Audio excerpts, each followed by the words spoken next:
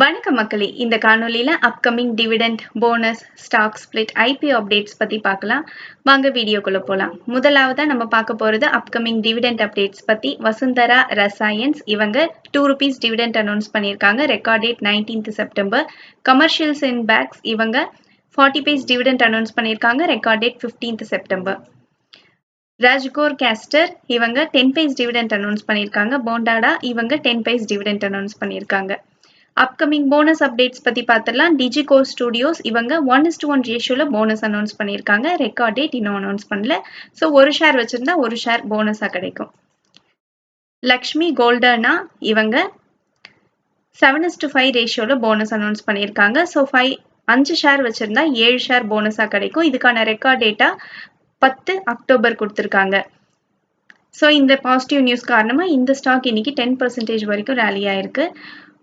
Upcoming split updates பத்தி பார்த்தலாம். Rolex rings இவங்க ஸ்டாக் ஸ்பிளிட் அனௌன்ஸ் பண்ணியிருக்காங்க. ஸோ இவங்க ஃபேஸ் வேல்யூவை 10ல இருந்து 1 மாத்துறாங்க. ஸோ ஒரு ஷேர் வச்சிருந்தா அது 10 ஷேரா மாறப்போகுது. இன்னும் ரெக்கார்ட் டேட் அனௌன்ஸ் பண்ணல.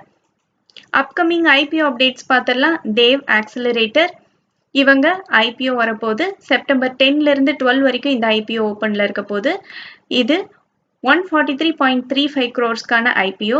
ஸோ இவங்க பிரைஸ் பேண்டா மினிமம் 56, மேக்ஸிமம் 61 ஒரு ஷேருக்கு ஃபிக்ஸ் பண்ணியிருக்காங்க. ஒரு லாட்ல 90 ஷேர்ஸ் இருக்க போது. ஸோ தேவ் இன்ஃபோடெக்ல ஷேர் வச்சிருக்கவங்க இதுல ஷேர் ஹோல்டர் கேட்டகரியிலையும் பார்ட்டிசிபேட் பண்ணலாம், ரீட்டைலர் கேட்டகரியிலையும் பார்ட்டிசிபேட் பண்ணலாம். ஸோ இந்த ஐபிஓக்கு கிரே மார்க்கெட் ப்ரீமியம் பாசிட்டிவா 15% சோஃபார் போய்கிட்டு இருக்கு.